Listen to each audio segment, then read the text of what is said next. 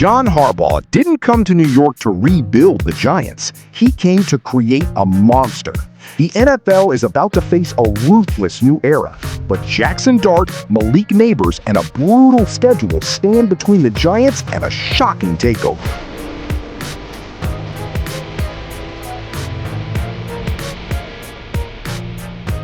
I was thinking about this, and I make notes, and I do started my prep like in depth for the upcoming NFL season.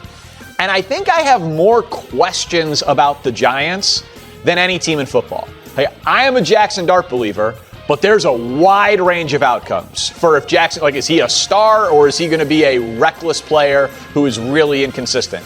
Scadaboo has injury questions. Malik Nabers is coming off of a serious injury. They've got cornerback questions. Their rush defense was a problem last year. They got rid of Dexter Lawrence. There are a lot of questions on this team, but there's a lot of reasons to assume that they would be better, most notably with John Harbaugh. So the question becomes, if you look at John Harbaugh and the wins that this guy has accumulated over a long period of time, basically since the last Giants Super Bowl, he's got the third most wins, and the Giants have the fewest wins. So every question I have, Coach, will not be answered positively. Some will be good, some will be negative.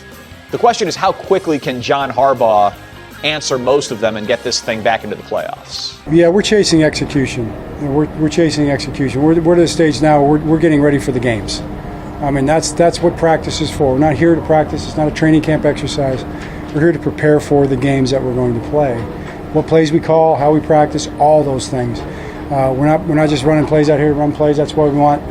That's why we want to keep our plays to ourselves. When we're doing them out here. So that's what we're evaluating is our execution. So we're excited. We're off to a good start, and we're looking forward to taking it one day at a time. I was really happy with it. I thought we were on point. Our guys were. There was a determination.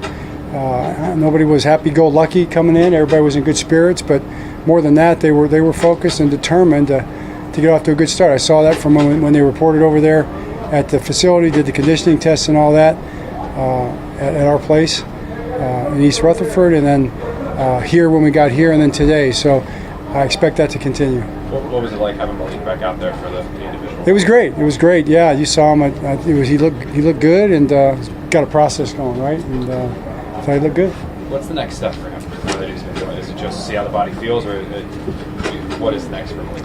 Yeah, next will be what will be tomorrow, and we'll see where he's at. That part of it will be how it feels, how it responds, how it reacts, all those things. I think that our guys, our trainers and staff will be monitoring, see how the knee responds more than anything. But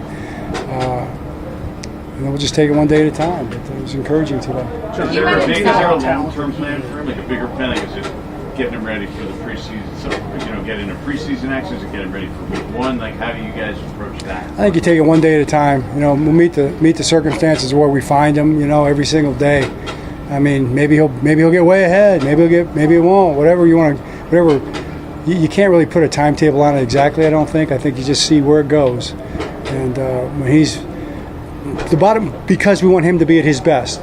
So when he's ready to be at his best, he'll be at his best, Such a fantastic young talent, but what can he do for the Giants moving forward with a lot of questions surrounding the team as a whole, but specifically the health and availability of Malik Nabers? Let's get the latest from our NFL insider, Judy Batista. Judy, welcome back into the show. What can we expect from Malik Nabers' return to action?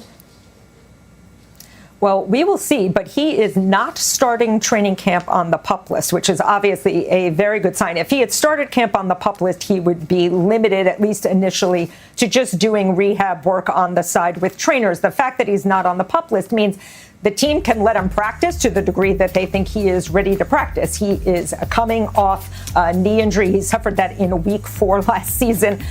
He's had 2 surgeries. The most recent one was a cleanup surgery. Certainly the fact that he is not on the PUP list does not mean he is at 100%. I don't think coming out of the gate we should expect to see the Malik Nabers we just showed you in those highlights, but it is certainly a good sign that they can allow him to practice. The Giants have been cautiously optimistic that he would be available available for week 1 of the regular season. Obviously, that is the goal, to get him there.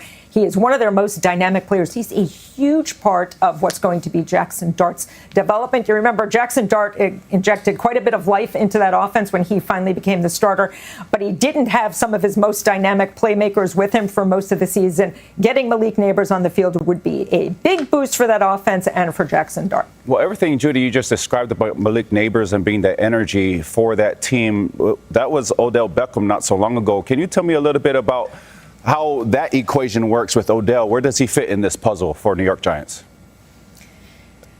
Well, we'll see. If you remember, the Giants have collected a lot of wide receivers, and we will see how they shake out. It's worth remembering Odell Beckham is older, so certainly he's not going to be the number 1 guy. He is going to be a piece. If he makes the final roster, he would be a piece. Maybe your number 3, maybe your number 4. He, again, incredibly dynamic. I think the question is, once we see him out there on a regular basis, first of all, can he stay healthy and be on the field? And second of all, how much of that dynamism does he still possess? He clearly wants to be with the Giants. I don't think he ever got over leaving the New York Giants. He wants to be there. I think this is, in his mind, the perfect way to write the coda on his career. Fans love him. He and Harbaugh developed a really great bond when they were together in Baltimore. That is certainly part of the reason why he is part of the New York Giants. Now, we will see how it shakes out in training camp and maybe beyond training camp, but certainly he is a crowd favorite. I think he is a favorite for a lot of people in that locker room. We just have to see what Odell has left. I think that also can describe their head coach, Coach Harbaugh. I got to ask you, Judy, what kind of impact will Coach Harbaugh have on the Big Blue? Well, listen, he's already had an enormous impact in that building. So much has changed. He's brought in new people, new training approaches. What I am watching for in training camp is how he manages the team during practices and during camp. He has talked about he wants this to be a tough, physical team. He wants them to dominate in the trenches. John Harbaugh is known for running tough practices, tough camps. I was at a mini camp practice that went over 2 hours. But he does have to balance that with lots of injury issues that this team has had. Fans can tell you. John Harbaugh did not come to New York to slowly fix a broken team. He came to change the identity of the Giants. For years, this franchise has been searching for answers, changing quarterbacks, changing coaches, and watching playoff dreams disappear before they even begin. But now, something feels different. Because Harbaugh brings something the Giants have desperately lacked: a proven winning mentality. Since the Giants' last Super Bowl championship, Harbaugh has built one of the strongest coaching resumes in football, collecting elite win totals and creating a culture of toughness. But this mission will not be easy. The Giants are entering the season with massive questions. Can Jackson Dart become the franchise quarterback? Can Malik Nabers return from a serious knee injury? Can this defense survive after losing a leader like Dexter Lawrence? New York is standing between 2 futures: a shocking comeback story or another painful collapse. And that is exactly why everyone is watching. But every championship rebuild begins with one question: who is the player capable of carrying the entire franchise? For the Giants, that answer is Jackson Dart. The biggest gamble in New York is Jackson Dart.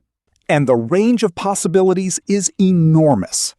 Some believe Dart has the confidence and leadership to become the quarterback the Giants have been searching for.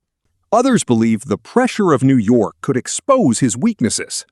Because playing quarterback for the Giants is different. Every throw is analyzed. Every mistake becomes a headline. Every loss creates panic. But when Dart stepped onto the field last season, he brought something the offense desperately needed: energy, confidence, a sense of hope. The problem? He did not have his full collection of weapons. And the biggest weapon missing was Malik Nabers. Because if Dart is the future of New York, Malik Nabers could be the player who determines how fast that future arrives. Malik Nabers is not just another receiver. He is the explosive force that can completely change this offense.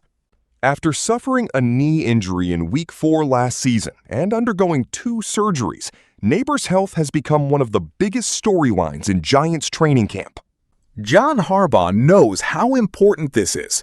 He praised Nabers' return, but made one thing clear. The Giants will not rush him. The team will monitor how his knee responds day by day.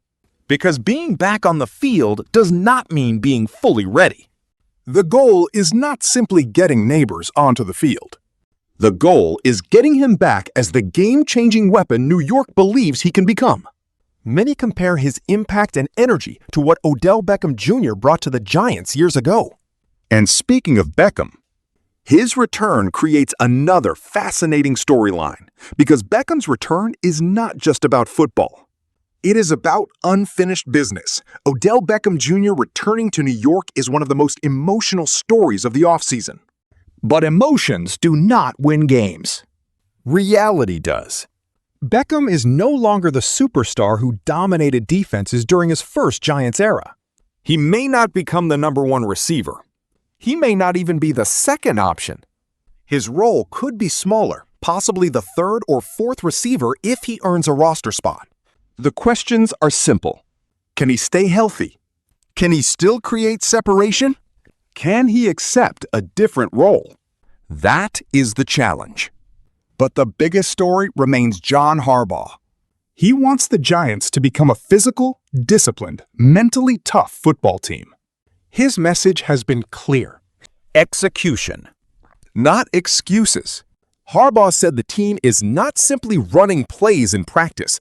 They are preparing for real games. Every detail matters. Every mistake matters. Every snap matters. Now the entire NFL is waiting to see if Harbaugh can transform the Giants fast enough. Because if Jackson Dart develops, if Nabers returns healthy, and if Harbaugh's culture takes over, New York could become the surprise team nobody wants to face. But if those pieces fail, the Giants could be staring at another painful chapter. The countdown has started. The NFL is about to find out whether John Harbaugh built a monster or started another impossible rebuild. Yo, mic check 1 to 2, -1, -2. Game over for this video, folks. Smash that like button, drop a comment, and subscribe to stay in the huddle for more. This is NFL Madness, bringing the heat and signing out.